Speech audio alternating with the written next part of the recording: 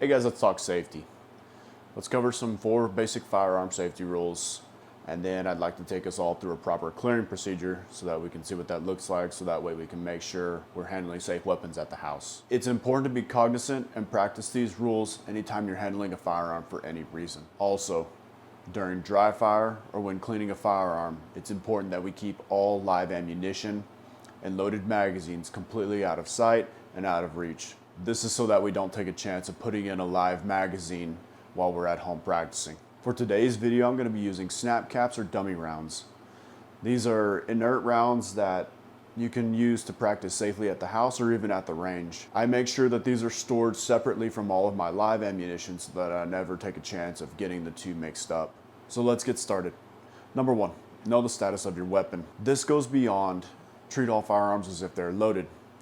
Obviously that's important. We want to know if there's a round in this chamber, a source of ammunition in the gun, but it also wants us to look at if we have an optic or a light on the gun. Do I have batteries? Is everything working today?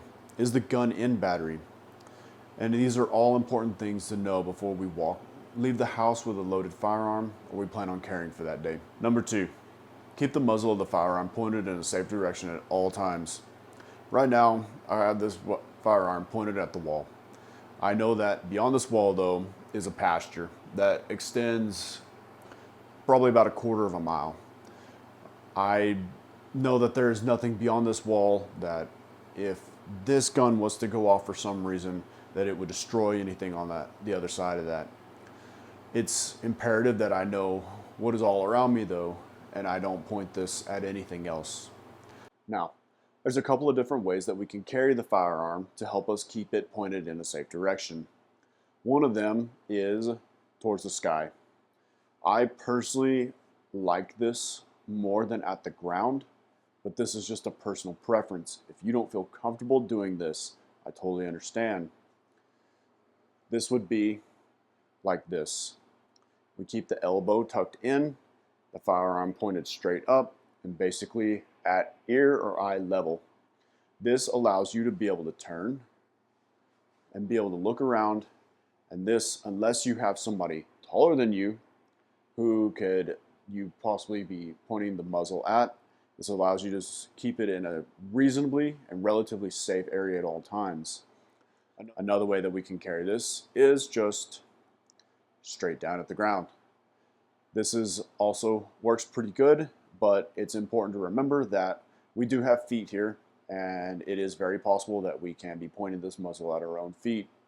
Also, if you have other people standing around you, remember that you could be pointing this firearm at their legs or even their feet. And then another safe area that we can point this, obviously, is if we are shooting, it is downrange. That should always be a general safe area unless someone else is down there and they've called it. Typically, a person will say, hey, going downrange. That's a pretty clear indicator that someone is going down there to either fix targets, set up new targets, or something else. And this is a time for a ceasefire. Everyone should have hands off of their firearms. They should be holstered or in a safe condition to where we are not putting anybody else at risk. Side note, guys, if we're going to be doing a high carry or even a low carry, we should definitely know what's going on above and below us. If we're at an indoor range, it's probably not good to do either one of these. Let's keep the muzzle pointed at a downrange area and do a proper clearing procedure, and then we can holster up or put the firearm inside of a case or bag or whatever it came in. We also need to take a look at some of the structures that we're going to be in. If we're in an office building, for some reason, I don't know why, we need to think, is there a floor above us? And are there people above us? Are there people below us? We have to keep all these things in mind while walking around with a handgun. So just a little side tip, be aware and conscious of those things as well.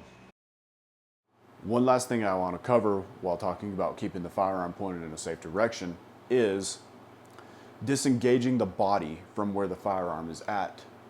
Let's take, for instance, let's say I'm at the range right now and this is my downrange area and my firearm is pointed in that direction. If for some reason someone begins talking to me I do not want to take this and start turning it. You can keep the firearm pointed this direction downrange, and you can turn. If we need to see what's going on around us, this is all very possible to do and still maintain the muzzle in a safe direction. I just consider it called disengaging the body from what the arm and the firearm is doing. This is something that takes practice though. I've seen this a lot of times with people who shoot firearms on a pretty regular basis, that it's very difficult for them to do that because it's all one attachment and they want to turn and point the firearm uprange. I would say this is something to work on at the house with a clear and safe firearm. Number 3, keep your finger off the trigger, outside of the trigger guard, until your sights are on target and you're ready to fire. But it is so important that we train ourselves to position that trigger finger up onto the frame or even up onto the slide until this becomes complete muscle memory for us. And that's where we have it every time. This is one of the hardest rules that I see people struggling to follow.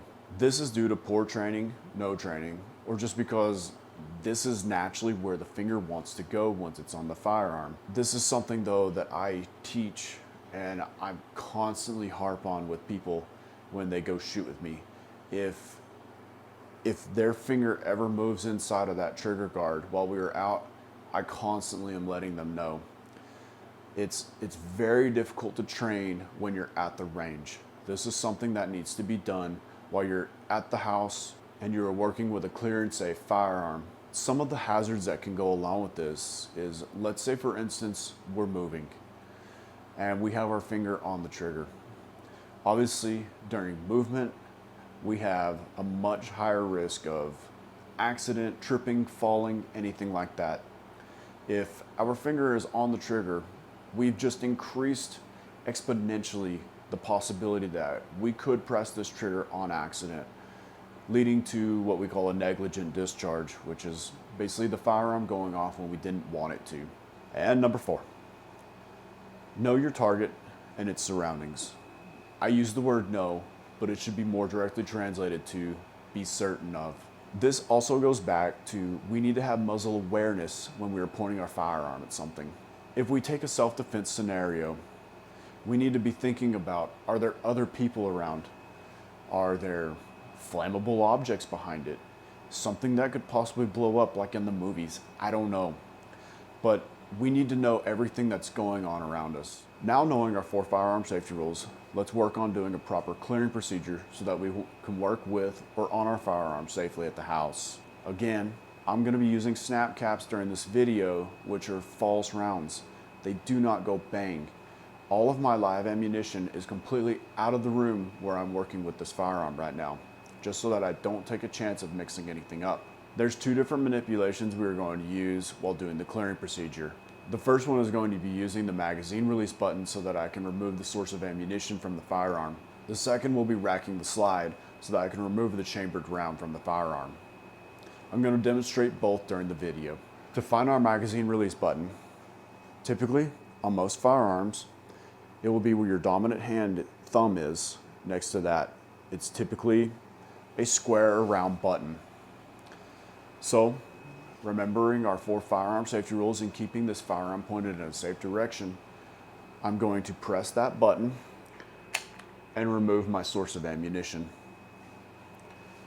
After the source of ammunition is removed, I'm going to store it into my pocket just to keep it out of the way. If you're working on a belt system, it can go back onto your belt in a magazine holster or somewhere else. I just try to keep it away from my hands so that I'm able to work with both hands. The second thing we're going to do is, again, keeping this firearm pointed in a safe direction.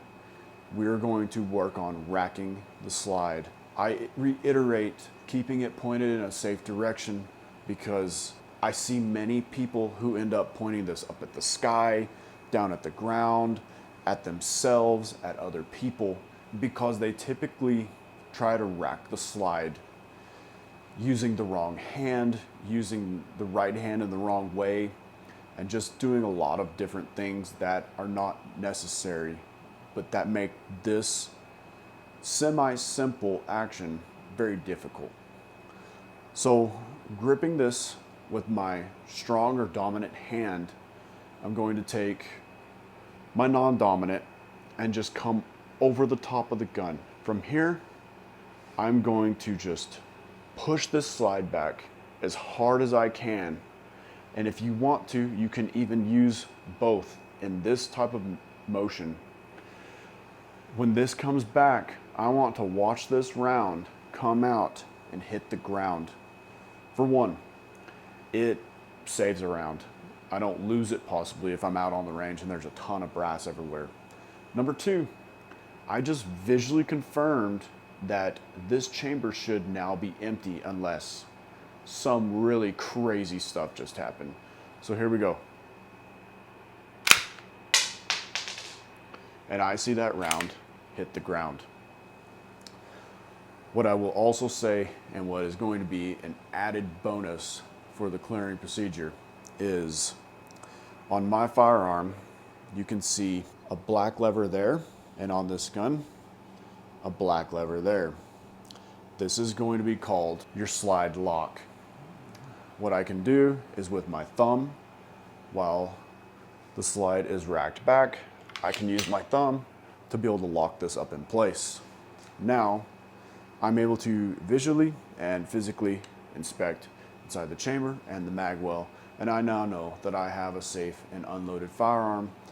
I can now go on and clean, dry fire, do whatever it is I need to do with this gun. So thanks for watching, guys. I hope that this helps out.